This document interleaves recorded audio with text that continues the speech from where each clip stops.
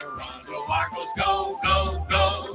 Pull together, fight the foe, foe, foe. Scoring touchdowns for the blue on blue. The Argos will win for you. Full of fight and courage, you can't stop. They pile up the points until they reach the top. Pull together till the Grey Cups won. Go Argos, go, go, go.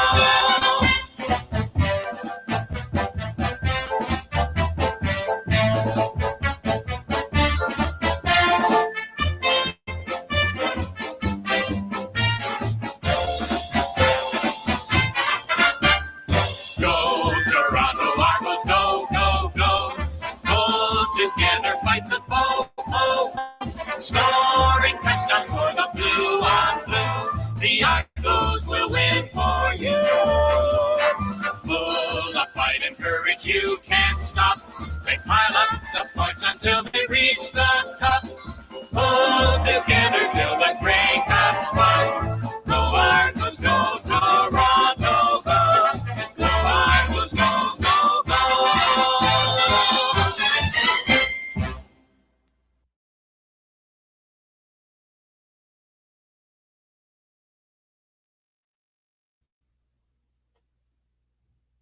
Good evening, everybody. Welcome to Season 5, Episode 5 of the Argo Bounce podcast show, a weekly independent, non-affiliated show devoted to the CFL's 19-time Grey Cup champion Toronto Argonauts with co-hosts Nick Small and Chris Pomay. Unfortunately, on this Friday, July 3rd, 2026, we are going to be talking about an Argo loss last night, 58-36 to the Calgary Stampeders at McMahon Stadium, in a city the Argos for decades have never played well in.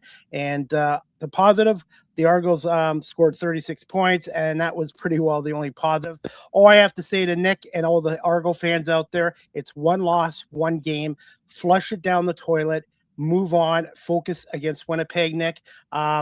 Thanks for coming on here tonight, Nick, on Friday, July 3rd. Unfortunately, it's not a victory night. It's kind of talk over the what happened in the second half. The game was close in the first half, but unfortunately, Nick, that one touchdown with 16 seconds left by Alexander on a broken coverage by Benji Franklin really, I thought, broke the Argos back. Instead of being down 22-18 at halftime, they became down 29-18. And I'm sure Kelly in the offense is like, we just drove 100 yards in a minute to make it a 4-point game. And then seconds later, Calgary goes 73 yards. So, Nick, just overall thoughts on the game. Yeah, I mean, we'll break it down more. It would be a pretty boring show if we just didn't talk about it for the duration. But yeah, it was a difficult loss. But you know, the way I kind of look at this game in the broader picture about it is, it's not like the 2019 64-14 kind of game. It wasn't a blowout like that. Really, this game, I feel a lot of deja vu and parallel. One of the games last year, if you remember, at home at BMO Field, we played Hamilton, and I think the score was kind of similar. I think it was like 52-38, something like that. It was very similar in this respect, 51-38, where our offense was still productive. It was good. We'll talk about it more, of course, with Vernon Adams. He had 6 passing touchdowns, 1 rushing touchdown.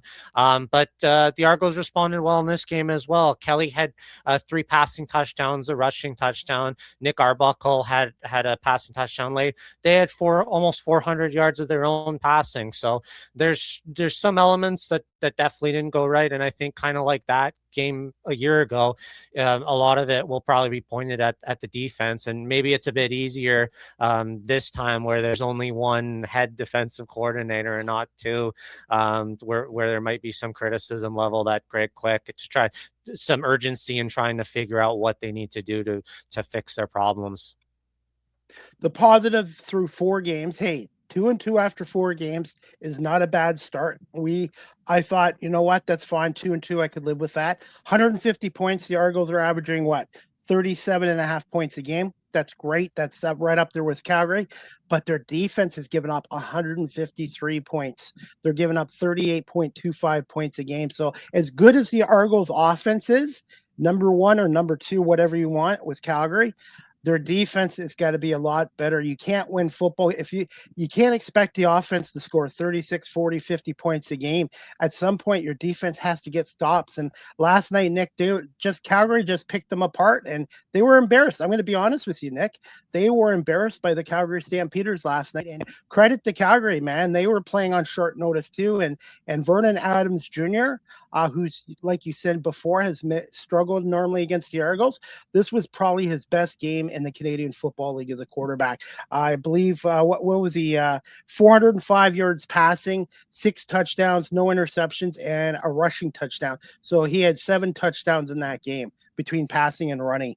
I think, yeah, he was 20 for 25, 405 yards, 6 touchdowns, no interceptions, and one rushing touchdown. But he was outstanding last night.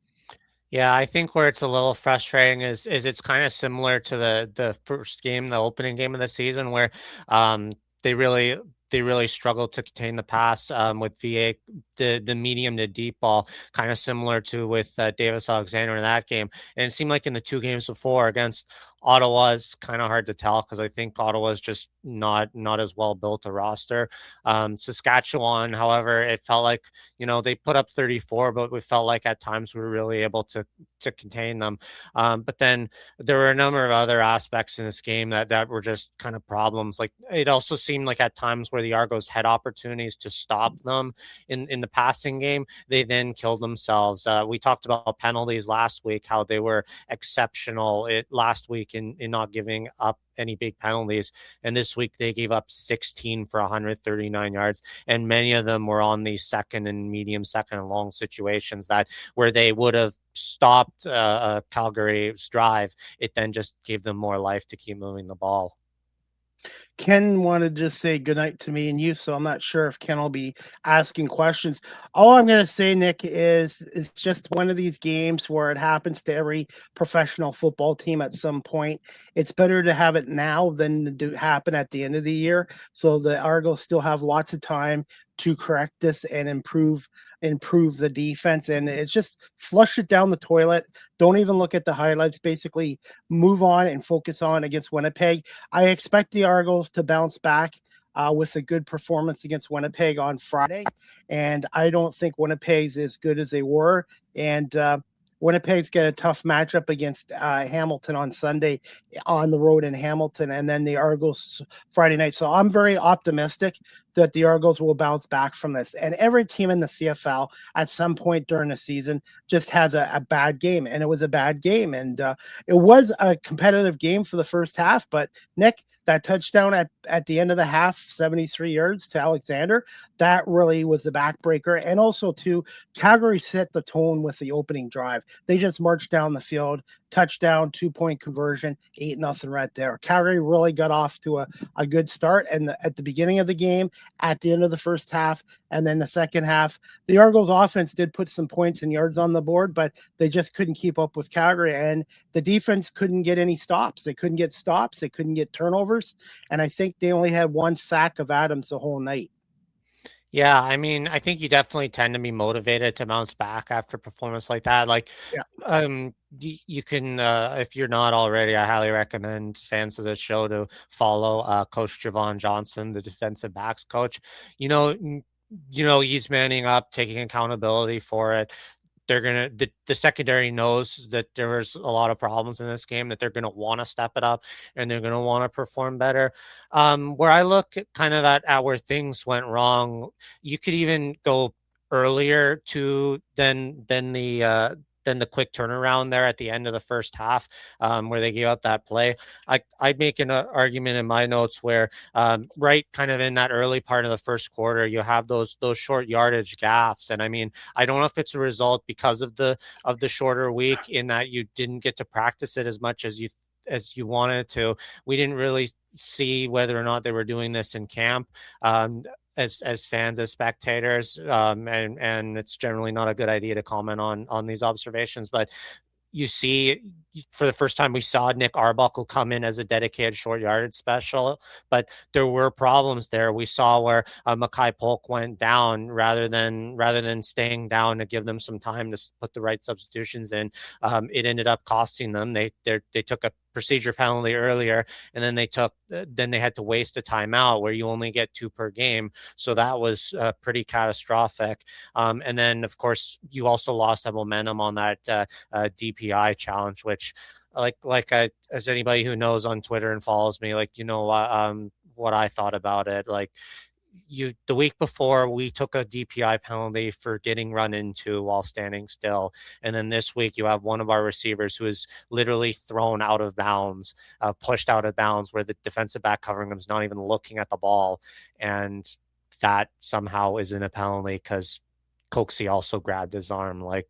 It just seems preposterous to me. But I think when those things sort of compile themselves, and then yeah, to your point, when you score on a quick drive there, you get within a touchdown, you're going into the half with some momentum. Well, now Calgary takes that away, and to make matters worse, we have to kick the ball right back over to them to start that second half.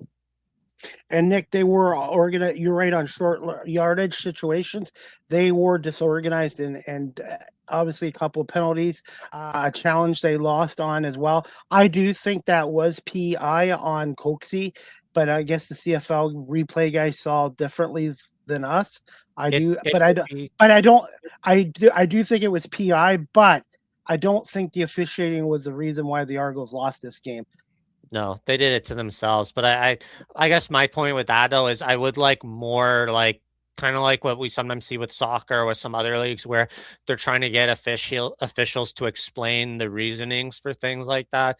I would like to see something more that really understands, okay, what we're looking at, how is it not DPI when you shove an opposing wide receiver out of bounds? It's like stuff like that. That's where I think there could be more accountability and transparency, that dam of legitimacy to sports, right? But yeah, to what you said, they did a lot of the mistakes to themselves. The disorganization there on short yardage is a prime example of that, where they were already playing from behind. Like I said, every team in professional football, even in baseball, hockey, has one of these games. Just got to flush it down the toilet and move on to the Winnipeg Blue Bombers. Now, Nick, I've been around for a long time, 54 years, and 54 years, not yards. And I've been an Argos fan since, I think, 79, 80. And they've never, ever played well at McMahon Stadium in Calgary. They've always had issues in that stadium. And I think they've only got 9 wins in that stadium since the Argos and Stampeders started playing in the CFL since 1970. What's your thoughts on why they've struggled so badly in that stadium? I don't think they've even won a Grey Cup in that stadium. Yeah, I don't. To be honest, I haven't looked at the full statistics, but yeah, it's my guess is as good as yours at this point because it seems every week, every year we get to the McMahon game and we think, oh, this is finally going to be the game we win, and yet they never do seem to find a way. I don't know whether it's the altitude change, whether it's because of short weeks practice schedules, travel, whether it's political because Alberta just gets fired up for beating Toronto because as one man says, we're the center of the universe. So I don't know. The Stampede Bowl this week could absolutely be a motivating factor for Calgary that they want to see their team win in a big game with a nice fancy trophy on the line. There's all these excuses, but at the end of the day, you got to just focus and do your jobs and execute. And we saw this week, it is a week where they failed to execute. They committed way too many penalties. They made all these mistakes that we've already pointed out. Special teams, I don't know what was going on with the kick return, but they needed to just, I don't know why the returners didn't stand 5-10 more yards back than they were. And then Calgary just started making fun of us with the squib kick thing later on in the game. So it's just a frustrating thing. And I don't have an answer. I'm suspecting Isaiah Smith won't be on special teams returns against Winnipeg until he gets more experience. I just think he struggled on there last night, and I think they're going to probably use more veteran players on special team returns. And he's I still a mean, rookie. He's still learning. He's a rookie. He's still learning. And yeah, to but be fair, I'm not making excuses for Smith either.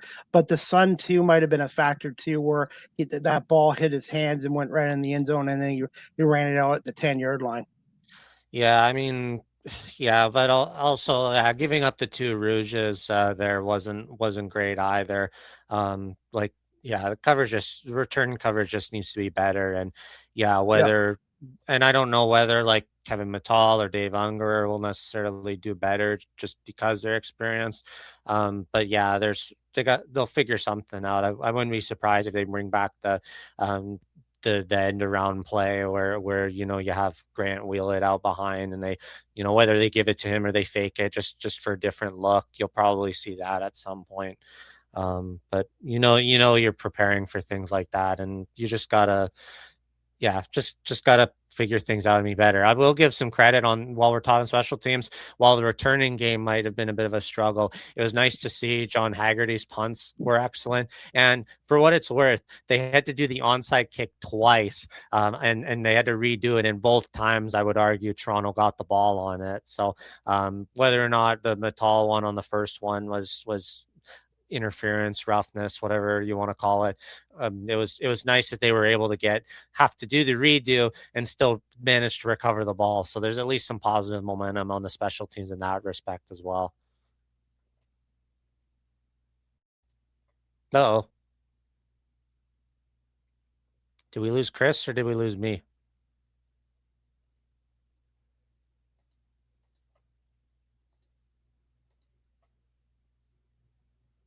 Yeah, the Calgary wins 58-36. Nick, sorry about that. That was on my end.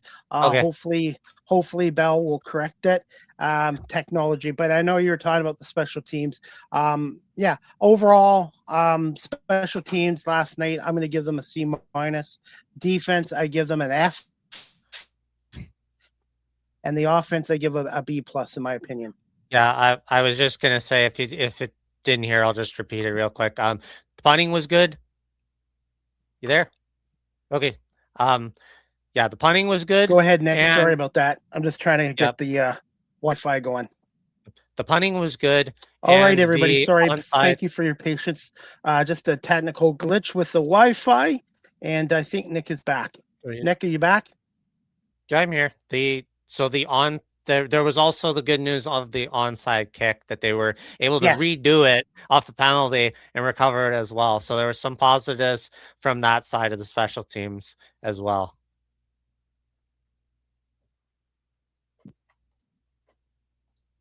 Nick, what I'm going to do is I'm going to play one of 2 interviews I did last week at the University of Guelph for the Argos practice. And the first interview is with defensive lineman from Ottawa, Jeremiah Ojo. And I want to apologize to Jeremiah because the interview, I called him OJ. So Jeremiah is a good guy. So I want to make sure I get his name right. Jeremiah Ojo. And we're going to play this interview right now. Really great interview. And it's also courtesy of my YouTube channel. So please subscribe to Chris Pomay Live with CDP Talk Show. And here's the interview with defensive lineman from Ottawa, Jeremiah Ojo. Chris Pomay here live at Alumni Stadium at the University of Guelph. I have a special guest here today, Jeremiah Ojo from the Toronto Argonauts. Jeremiah, just thoughts on practice today here in Guelph. It was good, man. It was good. We were able to rest our bodies a bit yesterday. We were able to come today, fly on the field. It was a bit hot, but you're going to get some hot days this summer. But it was a good practice. We were able to put some good work in and get ready for the game. Thoughts on the big win against Saskatchewan, 40-31 in Saskatchewan? Technically a home game, but it was on the road though. Yeah, that was great, man. We needed it. We needed it for the team. It meant a lot to us, especially it being a home game, it being so far away. We had the same mentality. Let's go there and dominate. It's our field, it's our time, and we're able to execute. So it was a great feeling. Grateful. I know the Ottawa game's a couple weeks ago, but can you just tell us about that game and getting your first CFL sack and how much that meant to you as a professional? Yeah, that was a great game, man. That was the first win of the season. We needed that as well to get our confidence to just get the ball rolling. For me, man, a lot of people asked me after the game, like, how'd you feel? And I was lost for words. I was just so grateful. I felt like, there's a verse in the Bible that I love is humble yourself, therefore, under the mighty hand of God, and he will exalt you in due time. So as you continue to stay humble and, continue putting the word, God will elevate you at the right time. And I felt like that was the right time. So I'm grateful, and I can't wait to get some more, Yeah. How much of an adjustment was it coming to the CFL, playing professional football? It was an adjustment. I would say coming from youth sports, one of the things is I would say just the discipline. You know what I'm saying? The discipline. We're not always used to that discipline. Come in every day, put in the extra work, whether it's after practice or in the film, or even taking care of your bodies. You don't really do that as much in youth sports as in the pros. It's in the pros that you realize how important it is. So I would say the discipline and the routine. But once you get adjusted and you find a routine, it's all good. It's all blessed. Who were some of your early football influences and mentors in your career? I would say I started playing football a bit later in Seja. Early football mentors, I would say my D-line coach when I was in Seja, John Joseph. He was a really good mentor for me. He taught me all the basics of D-line. That's when I started learning D-line. I just started going. Opinion, what makes a good D lineman? What makes a good D lineman? I would say explosion, burst, and reaction. If you have those three things, if you're explosive, whether it's pass or run game, you're able to get off the rock. Burst, whether you're bursting to the ball, whether you're bursting to the quarterback or to the run that's on the other side, that's great. And then get off. If you have get off, that's all you need is a D line, man. Yeah. How would you describe yourself as a football player and teammate? As a football player, I would say I'm always giving my all, on the field. I love running down the field, whether it's on defense or special teams. So I'm always giving my all and make sure I got my teammates back. And as a teammate, I would say I'm always there for my guys. And one thing I like to pick them up, lift them up, especially spiritually. Say if they ever got any questions or guidance, or if I can help them out, edify them through the word, or just pray for them. Like today, I was able to pray for one of my boys. He was feeling a bit sick, so I'm always there for my guys spiritually. What's a fun fact about yourself that the Argo fans might not know about you? Fun fact about myself. Ooh.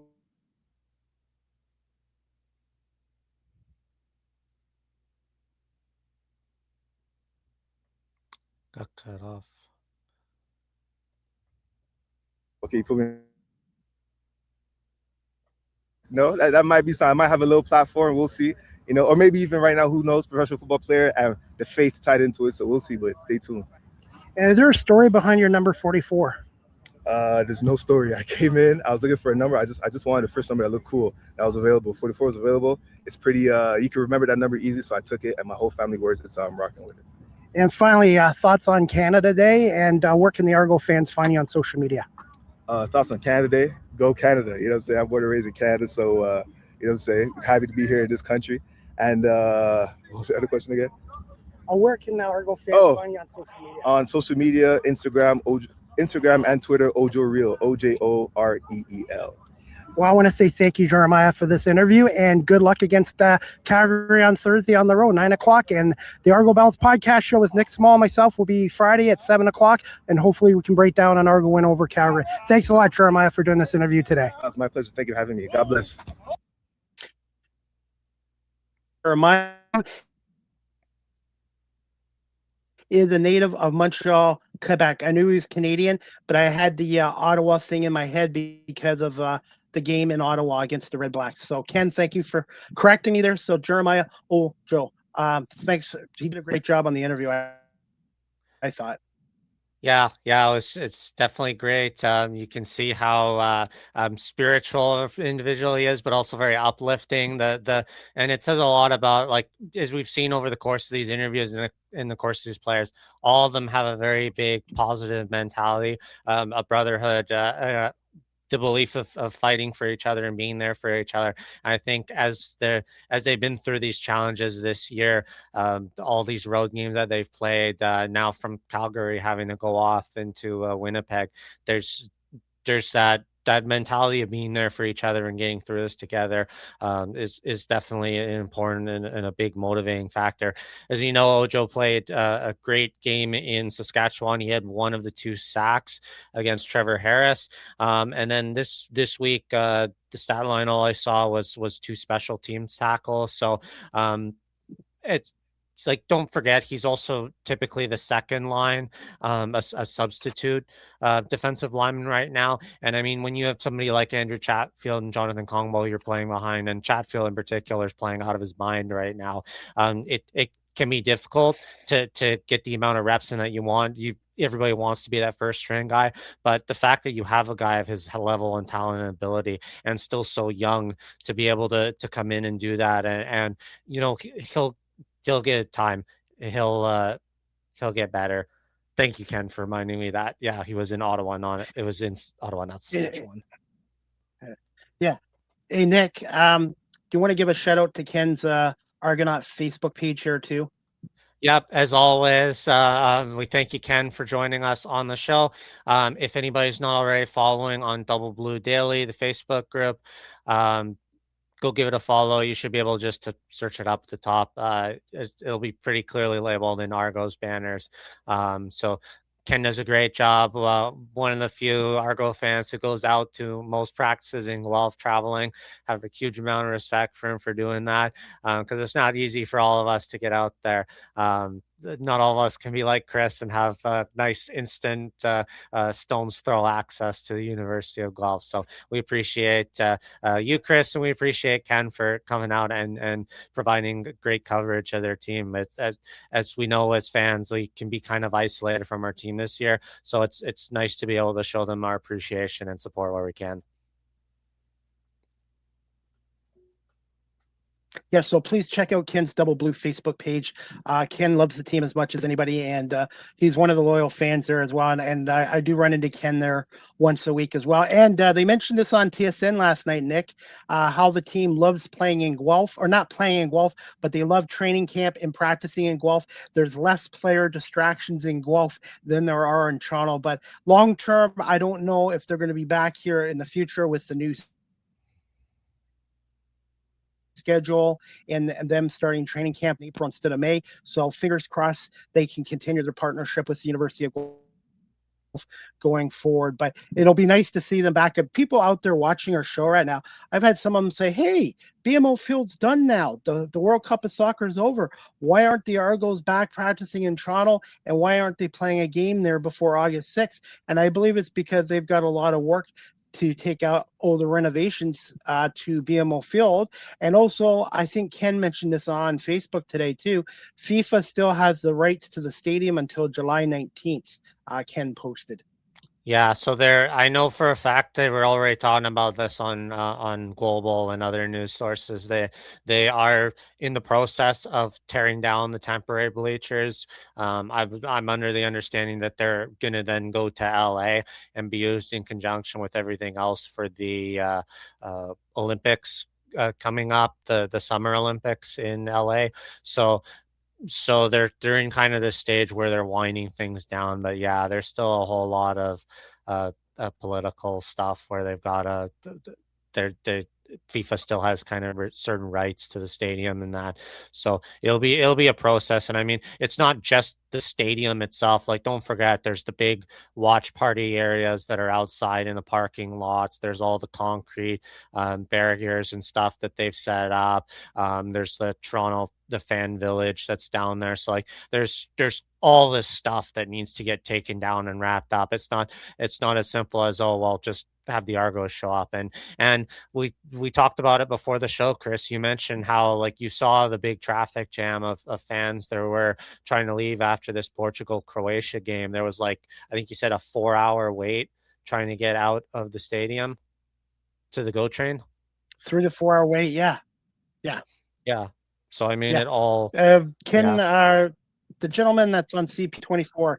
Yeah, it was a nightmare. So for those fans, it's like there's a lot of work to be done with getting the stadium ready for the Argos and the FC, and also the FIFA has the rights to the stadium until July 19th. It's not that far away, folks. So for me, I get a couple more weeks of the Argos practicing here. And since we're mentioning it now, Nick, I want to do a little shout out here, but the Chris Pomay Run for Paws fundraiser in support of the Cambridge District Humane Society, still to be announced in July, as I will run 40 yards in less than 14 seconds. You can sponsor me at paypal.com/paypalme Chris Pomay, or you can donate directly to the Cambridge Humane Society's website, cambridgehumanesociety.org, like Ken and Nick have. Thank you so much. I'm hoping to raise at least $200 for the Cambridge District Humane Society. So I'm going to be talking to Chris from the Argos this week, and we're going to pick a day and time, and it'll probably be after an Argos practice. And I look forward to doing the 40-yard run. And hopefully you and Ken and people from the Cambridge Humane Society will be able to see Speedy run 40 yards in less than 14 seconds. And Herbie Kuhn was there the other day, and Herbie, who's the Raptors PA announcer and the Argos chaplain, he did 40 yards in just over 10 seconds. So I'm gonna really push myself to do better than under 14 seconds.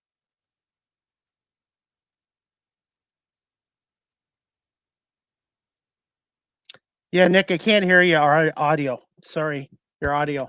Oh, is it there now? Yeah, I can hear you. Yep. Okay. Well, We'll yeah, get through these little bugs. We'll get through it. Geez, I wish you said something sooner. That I was talking earlier with the muted microphone. But yeah, if I race against you, then world's if I dress up in a cow suit, does that make racing against the world's second fastest cow?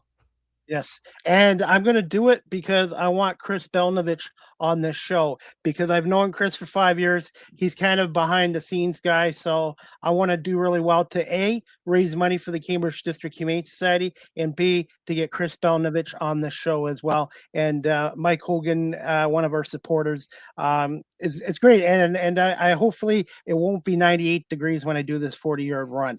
And I'm going to make sure I'm wearing the right clothes, and I'm going to warm up, because I'm not going to end up with an ACL or a hamstring injury.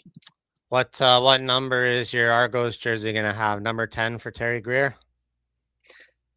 I wouldn't be objective to that. I like number 10, 10 or 19, number 19, but number 10, yeah, 10's a great number. And by the way, and I want to speak to Ken about this too, number 10 needs to be retired. I know the Argos don't retire a lot of numbers, but Terry Greer in his 6 years is the greatest receiver in Argos history. And I really feel the club in the next year or two should finally retire number 10. But if they have to give number 10 out, Enoch Monamba wore number 10. He was great, and Kevin Mattel has worn number 10. So if you're going to keep 10 in circulation, make sure it goes to elite players only. And and Terry Greer, man, I'm hoping he comes back to Toronto one day, because that's one Argonaut I want to meet is Terry Greer, because he's the reason I became a Toronto Argonaut fan back in the 1980 when he came to Toronto. Yeah. So okay. So yeah. Do you have another? Did you want to go to the next video now, then, or yes, we'll go to talk a bit about Winnipeg?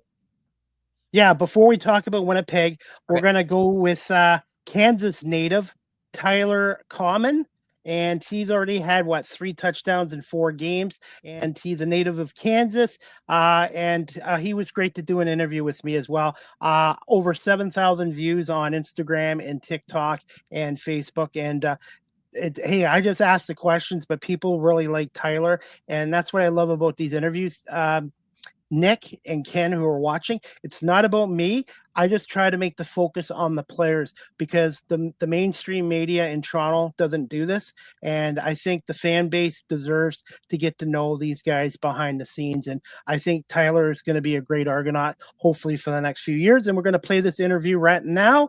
And again, it's courtesy of my YouTube channel, Chris Pomay Live with CDP Talk Show. Please subscribe, like, and share. And here's wide receiver number 82, Tyler Common, who's from Kansas. 1 second, we're going to play the interview right now. Chris Pomay live here at Alumni Stadium at the University of Guelph, and I have a special guest with me this morning, Toronto Argonauts wide receiver Tyler Common. Tyler, just thoughts on practice today and the season so far. Yeah, practice day is a little hot out here, but we got really good work in for being so hot. This is the first practice this week, and it went really well, so I'm excited to get out there Thursday. Season-wise, yeah, obviously, we thought the first game was definitely winnable, but, we're off to a good start, and hopefully we can keep it going. Can you tell our audience a little bit about being a professional athlete, but also having to deal with climate situations, especially the heat?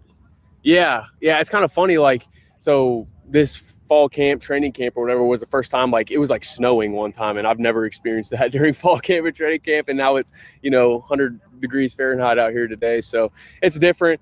But it's part of it. It's part of the process, part of the sport. I think you just kind of have to get used to it. Can you tell us a little bit about the preparation for a player, especially on short week like this week, Thursday against Calgary? Yeah, it's definitely different. Especially things you don't think about, like lifting. You want to try to get 2 or 3 lifts a week, but maybe on a short week you don't do it as much. Preparation, I think, only having one full practice out here is definitely different. It's a lot more mental than physical because you're trying to rest your bodies. But I think we've done a good job. We had a short week last week, and I think this week went well too. Thoughts on your chemistry with quarterback Chad Kelly and how quickly you've developed the chemistry with him as a receiver and a quarterback? Yeah, I got a lot of reps with him in training camp with guys getting hurt. Last year when I was on PR for last 5 weeks of the season, he was throwing a little bit.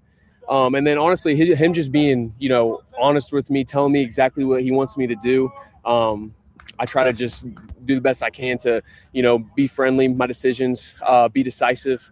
And then honestly, just having him back there, he makes any throws and he just makes everybody on the team better. Thoughts on your first CFL touchdown? Yeah, it was at the end of the game, so it was kind of like I didn't even realize what really happened, but yeah, it's awesome. I'm blessed, and like I said, it's not just me; it's a bunch of guys doing their job, O-line, and then Chad getting me the ball. How much did you know about the CFL before you came here from the States? I really didn't know anything, if I'm being honest with you. I think I did a little bit going into the draft process and stuff like that, but yeah, I really didn't know much. But it's an awesome game. I love playing the football out here. I love the game itself, especially as a receiver. A lot of space, motion, waggling, obviously. So it's really fun to play. How would you describe yourself as a player? Yeah, I think I just try to find open zones. I think I can make plays when I get the opportunity. And I think I just want to do my job. And things take care of themselves, catches, whatever, take care of themselves when you do your job. What's a fun fact about yourself? Ooh. Fun fact. I love to play chess. There you go. I love to play chess. Any other chess players on this team? There actually is a lot of chess players, and like on flights and stuff, we'll get some good matches in. So it's fun. It's been fun flying out there. Hey, Tyler, as we wrap this interview up, is there a story behind your number 82? No, honestly, no. I was 3 in college, and this is just the number they signed me, so no, not really. And finally, just thoughts on the game against Calgary on Thursday on short notice. Yeah, they're a great team. They fly around. They're 1-2, but easily could be 3-0. They got a great offense, obviously, and then their defense, they're really, really, really good up front. So we're going to have to come out and play well. And thoughts on Canada? Yeah, Canada's awesome. I mean, honestly, Toronto's just like the States, to be honest, like, weather-wise. And but Toronto is awesome. I'm not from a big city, so it's been a unique experience, and I'm liking it so far. And finally, where can the Argo fans find you on social media? It's Twitter and I think Instagram are both Tyler_Common33.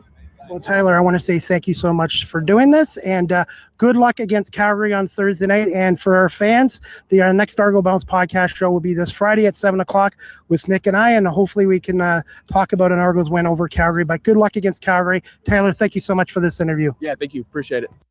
Nick, thoughts on the interview with Tyler Common?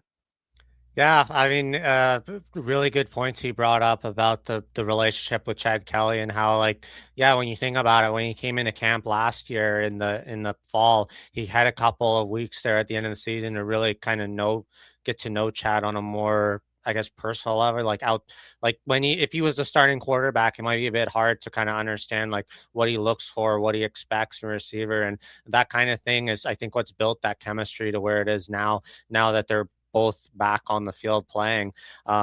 Cool fact about the chess stuff. I did not know that there were that many chess fans who play for the Argos, which is really neat. I enjoy playing chess as well. So like I'm pretty basic with my openings, so I just like a good Italian game of Roy Lopez and then just let it fall apart from there. But yeah, that was also a really fun thing to hear about him too, and to learn about some of the interests of these guys outside of their playing careers.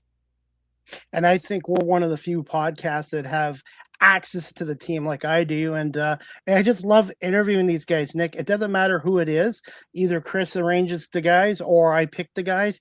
They've got an interesting story. Every guy on this Toronto Argonauts team has a unique story in career, and there's stuff that the fans don't know about them. So I'm happy, hopefully, for another couple weeks into getting more interviews. I'm going to try to do as many as I can in the next 2-3 weeks, because I'm sure yourself and the Argo fan base and the people watching and listening to our show like these interviews as well, because they get to learn about their players. And I that's what I try to do with these guys. I try to build a rapport with them, Nick, and just listen to them and just think on my feet and get them to open up. And these guys are great. And I think the mainstream Toronto media is missing out on the Argos. Yeah, I mean, we haven't seen many articles, even in like the Sun or the Star lately, about them. Maybe there'll be something talking about, and with the BMO Field renovations taking place, them finally coming back home. Hoping there'll be something like that, positive words in. But yeah, there definitely is not the kind of mainstream coverage like there used to be, and is something that I think is deeply missed by a lot of fans. I think, speaking of Double Blue Daily, I think on a couple of the Argo podcast or groups online, a number of people were talking about, getting it hammered into some of those guys, like, hey, your sports section should involve another column on the Argos, or some more attention. Yeah, and also Dan Ralph was there the other day. Dan Ralph from the Canadian Press. He's been covering the CFL, the NFL, and the Argos a long time. So Dan was there as well, and Dan does a great job as well. So, like I said, these guys have all unique stories, and every player I've met, Nick, really humble and down to earth. And Pembo and the organization do look to get guys, not just talented players, but guys with good personalities on and off the field. Yeah, absolutely. I mean, it's the personality is as big a part as skill for these guys. So, and I think because it's not the NFL, there's not the huge amounts of money. It really kind of puts them in perspective, and like, playing for their enjoyment and love of the game as much as just the dollar value in it, because it's not quite the same extent. And Nick, as we wrap up the game against Calgary, because let's flush it down the toilet. Like I said, that's one of my new favorite saying. Who was your Argo player of the game? I normally say we do the 3 stars of the game, but in this case, I'm just going to limit it to one player. Who do you pick as the Argo player of the game against Calgary, from your perspective? Well, I mean, narrowing it down to just one's a little tricky, maybe a little unfair. I know it wasn't a good game, but like, if I name a couple people off, yeah, I know who you're choosing, so I won't say him. But I really liked how John Haggerty played. Like I said earlier, his punting was excellent. That was one of the good shining points of the game. I think, defensively it's kind of hard. I actually thought Caesar played quite well among the secondary. Like, he had a couple of really nice knockdowns. So if there's some positive there to take from it, I'm back. And by the way, Ken. Some interviews, but Ken's mentioning he interviewed Mike Miller. I'm going to tell you this. Ken should be on the Argos radio calls with Mike Hogan, because I don't think there's anybody that knows the Argos as good as Ken. Every little tidbit of information Ken seems to know. So, guys, please follow Ken on his Double Blue Facebook page, or follow him on Facebook or social media. If you love the Argonauts CFL, Ken's very passionate about the Argonauts, and I think he knows the team as well as anybody I've met so far in my 5 years covering the team. Go ahead, Nick. Sorry about that. Yeah. So, yeah, like I said, I'd probably give it to like John Haggerty on special teams for sure. Yeah, I think a lot of people are going to ignore him. And then I think, like, if you're going to give it to anybody on the defensive side, either Pickett was all over the place, which you could kind of expect in a game like this. But I actually liked. I've said Andrew Chaffield's been all over the place this year in a good way for a defensive lineman. So that's probably, if I had to target someone on the defensive side, I'd go for him. And then, yeah, I know who you're choosing offensive side, and I'm going to agree with you there. So why don't you introduce your player of the game? Normally, I would do the 3 stars of the game for the Argos, but I just thought the only player that really stood out in this game was wide receiver Demonte Coxey, and he had a big game in this game. I think he had 1 touchdown. I think he had 1 touchdown, 8 catches, 148 yards, and he was a big impact. And there's so many, and you know what? Nick, Coxey, it could be Kevin Mattel, could be David Unger. They have so many weapons on receivers. Makai Any Polk. one of those guys can have a big game every night. Yeah, Makai Polk, yeah. But to me, the only Argo really last night, and this is not a knock on Chad Kelly. I thought Chad played well. Chad was not an issue why the team lost. It was a team loss. You win as a team, you lose as a team. But I thought the only player really that stood out last night, and I'm not disagreeing with you about John Haggerty. To me, he's the best punter in the CFL. Or one of the best punters, but I'm going to go with wide receiver Demonte Coxey is my only Argos player of the game last night. There was a quote that someone put out on one of the Argo groups today, quoting Leo Cahill. I don't have the exact quote, but to paraphrase it, it's that you can have the greatest quarterback in the world, but you're not going anywhere if the defense can't get him the ball. And now, in fairness, they did have the ball quite a bit and scored a lot of points, but case in point, you can't give up 54 points and expect to win many games.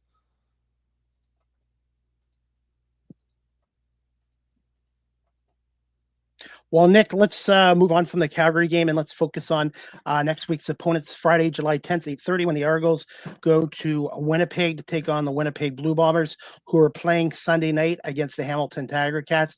Just thoughts on this week's opponents, the Winnipeg Blue Bombers, who are 1-2, could be 1-3 going into the Argo game, and just thoughts on playing the Bombers in Winnipeg so far.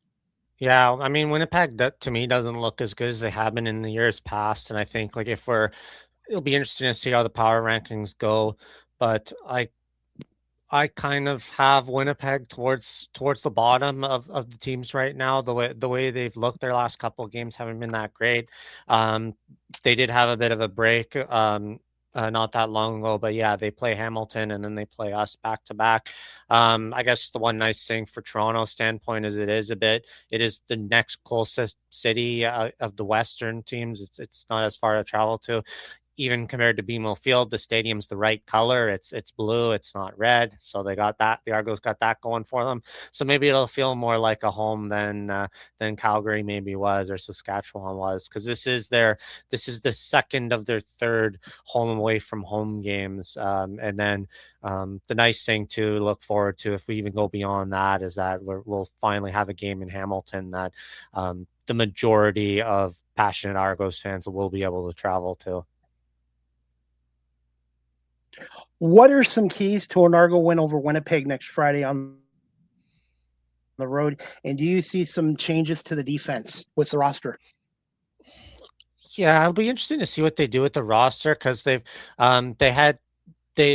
already had a couple of substitutions made already there. I don't know if there's really much personnel wise you can do, but I think these coming games up against more veteran quarterbacks, Zach Collaros and then Bo Levi Mitchell, they're guys that maybe we would argue are a bit past their prime. They don't have the same kind of arm strength. Same with like Trevor Harris, but as opposed to like Vernon Adams or Davis Alexander, but they have. I disagree with you on. Yeah.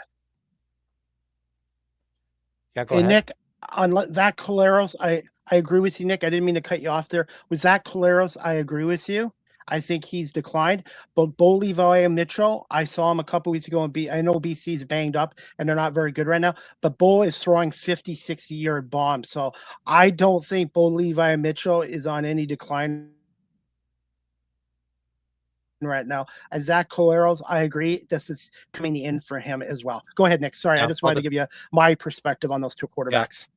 Yeah, so to finish off, we can argue whether or not they have the same arm strength as they have 5 years ago, but they have the good decision making and the good playmaking abilities. And I think they have to kind of get into Trevor Harris's head in the same, or Zach Collaros' head the same way that they did with Trevor Harris in the Saskatchewan game. And I think take advantage of some of those, the weaknesses at maybe the medium long game. And because they still did well at shutting down Calgary's run game. Mills didn't have that many big breakout runs, and a lot of the running came kind of in that third, fourth quarter when the game was already out of reach. So I think that's where the Argonauts need to continue to kind of focus on fixing where their weaknesses are, because we know what their strength is, but their weaknesses seem to be dealing with, whether it's in tight man coverage, zone coverage. They're still kind of struggling with leaving too much room for wide receivers, and then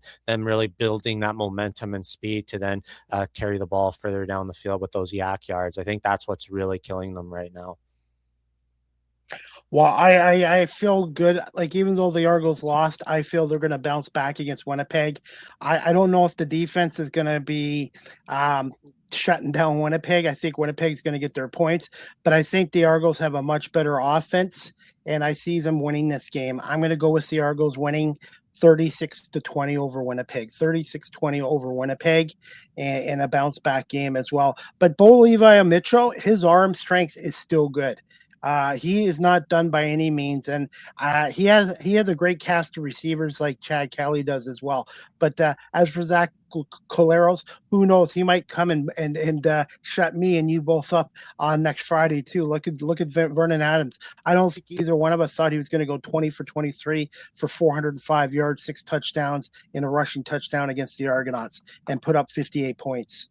Yeah, I mean, they're definitely going to have to be better against the medium and deep ball. It's something that they've really struggled with. So we'll see what happens. But I think that's kind of the main thing.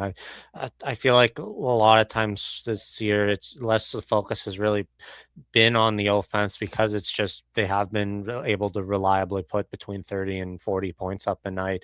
It's can they stop them from doing the same? And it's been kind of like that across the league. Like most of the games this season that we've seen have been high scoring. Maybe the Edmonton Winnipeg game last week was a little low, but almost all the other games where teams are putting up at least high 20s of points, if not in the 30s or 40s. Yeah. Well, and they want to make more changes to the league, but to me, that there's nothing wrong with the way the league is right now. But I do agree with the goalposts. I am glad they're moving back to the end zone next year as well. But hey, Nick, like I said, there's no gimme games in the CFL. And as we wrap this show up, Nick, there's a couple of games. There's a game on tonight. CFL Week 5 predictions. We got tonight's game, Saskatchewan and Ottawa. Ottawa's 0-3. Saskatchewan, I think, is 2-1. Edmonton and BC Saturday from Kelowna, and then Sunday Night Football, Winnipeg and Hamilton. Nick, what are your thoughts on these matchups, starting with tonight's matchup, Saskatchewan-Ottawa? Yeah, so I talked about it the other day on the Argo Fancast. I think it was on the Thursday before, or sorry, the Wednesday before our game. So I might be repeating myself. You've heard me there, but I went with I still went with Saskatchewan on the road, and then I went with Edmonton in BC, and I went with punt. Between Isengard and Mordor, I can't pick either of them. So yeah, I went with punt on that game. And yeah, anybody who's watching the game, it's 7-0 Ottawa right now in the early stages. I'm going with Ottawa because I think Ottawa is desperate for a win tonight. I think Ottawa's going to get their first win of the season tonight. I'm going to go with Edmonton over BC, Nick. I agree with you on that one. I think Edmonton's going to win. And Winnipeg and Hamilton, I'm going with the Hamilton Tiger Cats. I think they're a better football club. They beat them 2 weeks ago in Winnipeg quite handily, and I think Hamilton is going to beat them again on Sunday night. So Ottawa, Edmonton, and Hamilton to win these games as well. And I've got another comment or two before we wrap up this show. And this is from our viewer from St. Louis, Missouri, George Brown, the Toronto Argonaut fan. He's watching on YouTube. Thank you, George. Just want to say hi to you too. I'm at the Gateway Grizzlies Stadium playing the Quebec Capitals of the Front League Baseball. Rough game yesterday for Toronto. Yep, rough game for sure. Yeah, I've never heard of the Frontier League. Hate to say it, but I hope it's a good game, and I don't think it'll be as high scoring as almost 100 total points as the game last night. But you never know if it's a big bullpen game and they don't do their jobs, maybe it'll be as high scoring.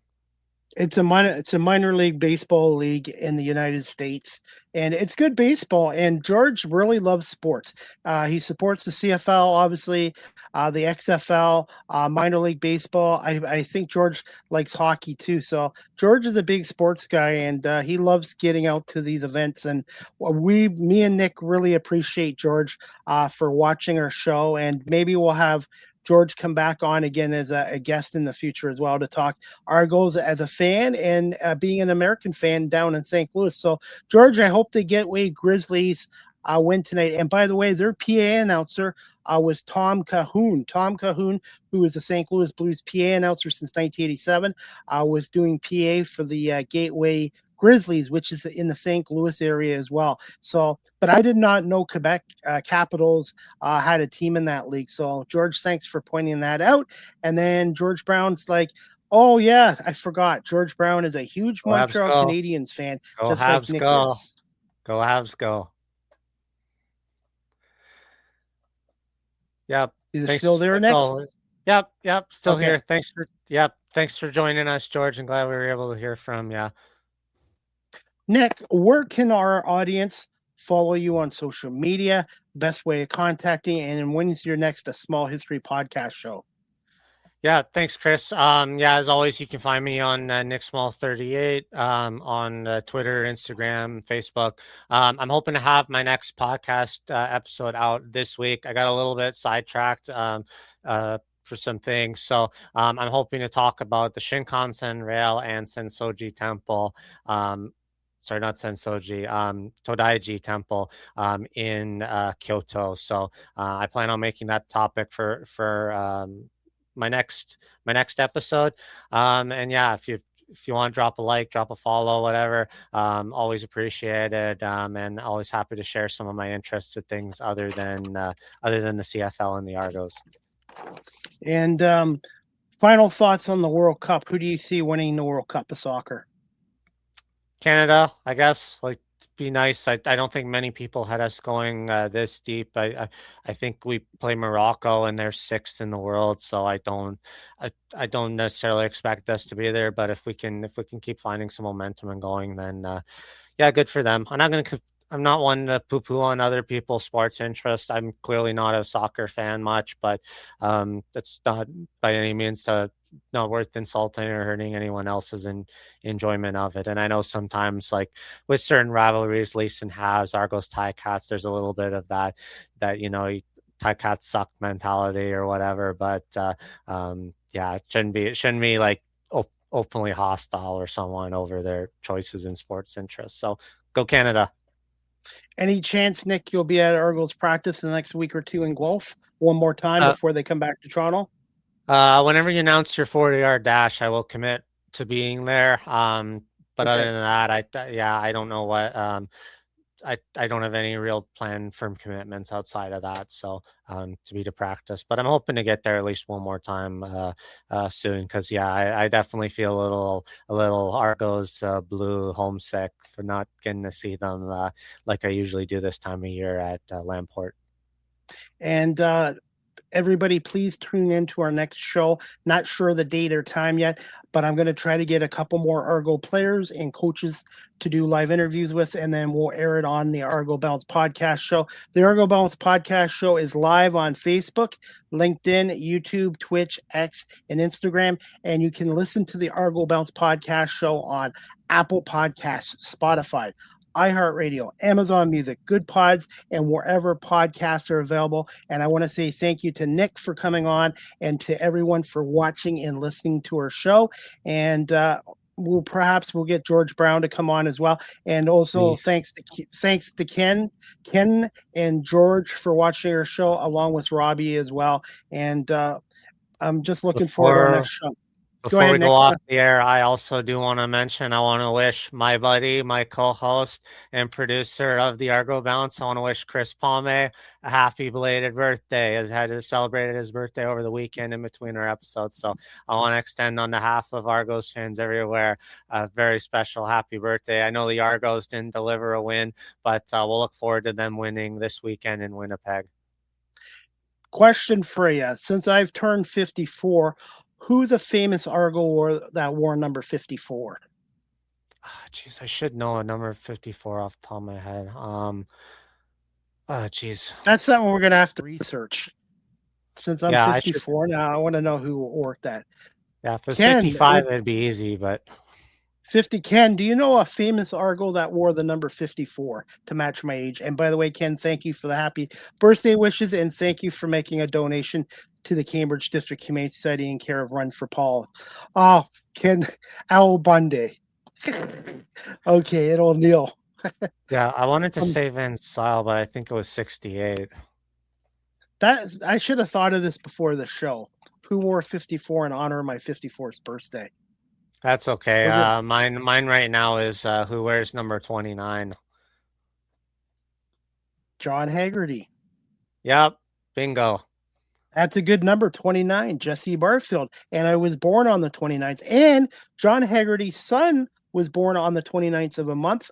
So that's why John wears 29 in honor of his son, who was born on the 29th day. I forgot what month his son was born, but that number is very special to John Haggerty. Yeah, so I did look. Van Zyl did wear 54 when he was with the Argo. So there's your answer from me. So it took me a minute, but yeah, I got it. Chris Van Zyl, legend for both the Argos and Ticats. One of these few guys who have done both sides of the rivalry for a pretty lengthy term for both. All right, Nick, I'm going to let you go because I'm sure you want to watch some CFL football, Ottawa and Saskatchewan, and I will be in touch with you soon about a show. Hopefully we can do one next week. I've got 5 or 6 shows booked next week, so we'll try to figure out a day and time, and I will get a couple more player interviews as well. Final thoughts, Nick, before we wrap this show up. Quick thoughts. Ottawa's up 10-0 now, so it's starting to look like they might. Got a long ways to go, but they're holding up an early lead right now. So we'll see if you're right. If the Red Blacks can finally eke a win out against the defending Grey Cup champions. I do feel they're going to win tonight. And Ken's got a last comment. Ed Hercules Harrington, number 54. I'm going to stump the players this week with being 54. Who do you remember the football player that wore number 54? I'm going to stump these guys this week with that. Yeah, for as much as I cover the history of the teams and stuff, like I'm terrible when it comes to that stuff. Like if you just come up randomly, like name someone who wore this number or whatever. Like unless it's a really current guy, I probably get stumped just because like my brain just doesn't work that way. It's just hard to on the spot to think of someone like that, unless it's someone really iconic number or individual.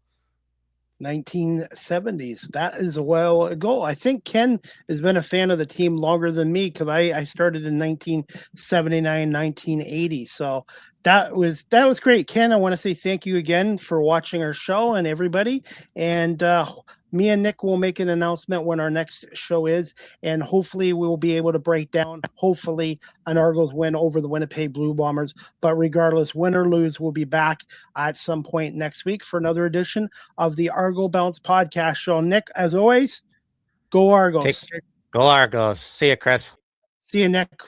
All right, everyone, that concludes Season 5, Episode 5 of the Argo Bounce podcast show, hosted by Nick Small and Chris Pomay, a weekly independent, non-affiliated show devoted to the CFL's 19-time Grey Cup champion, Toronto Argonauts. And the Argos, again, are coming off a 58-36 loss to the Calgary Stampeders. Again, everyone flush it down the toilet and move on to the Winnipeg game. It's a long season. The Argos are off to a good start, 2-2, and I'm confident this team will rebound and get a win in Winnipeg next Friday night as well. And as we wrap the show up, I got one more comment here, and I believe it's from Ken.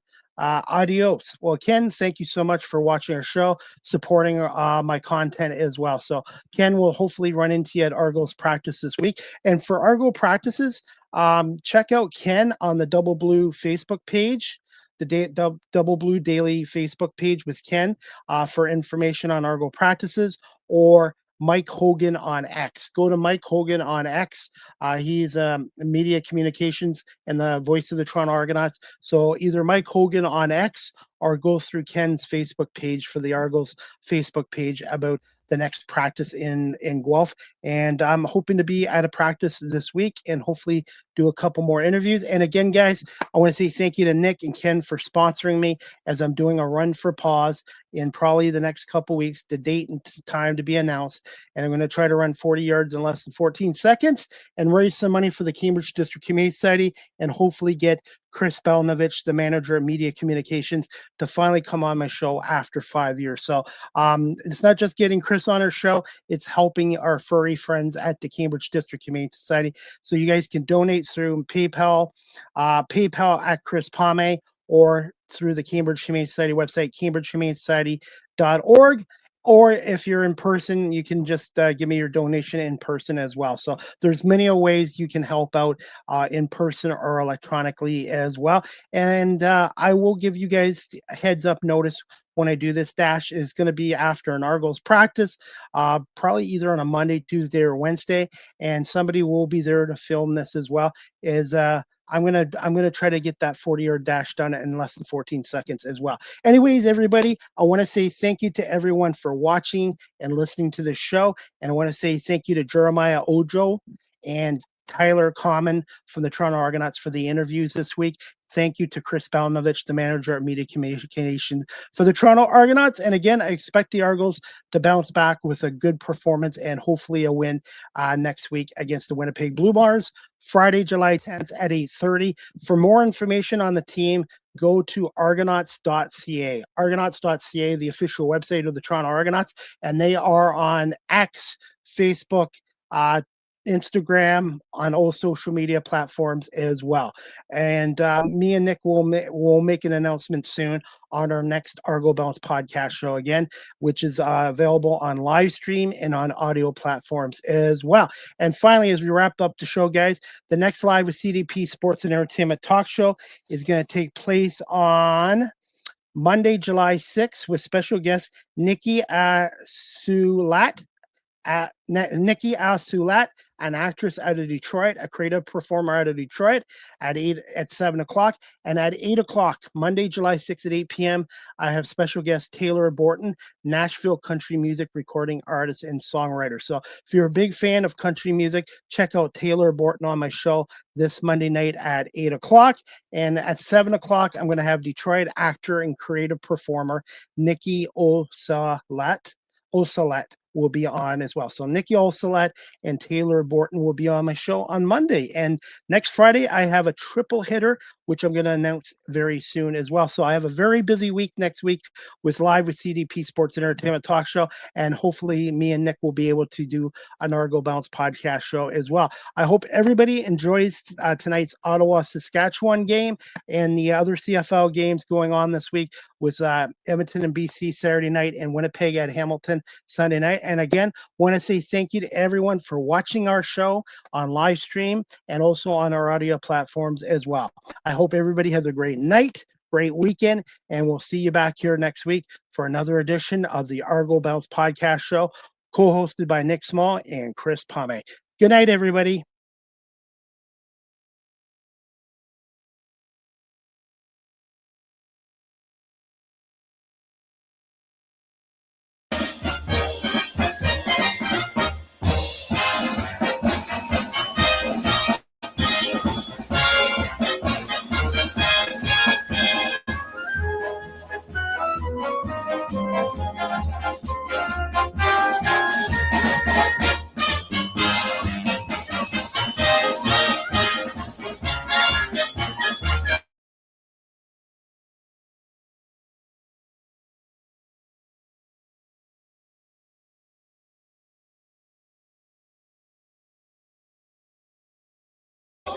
Pull together, fight the foe. The Argos will win for you.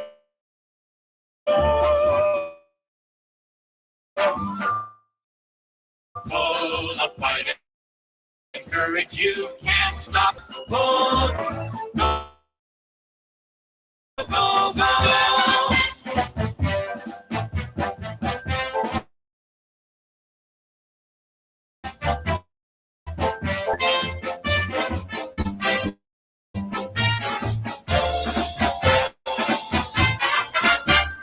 Go, Toronto Argos, go, go, go.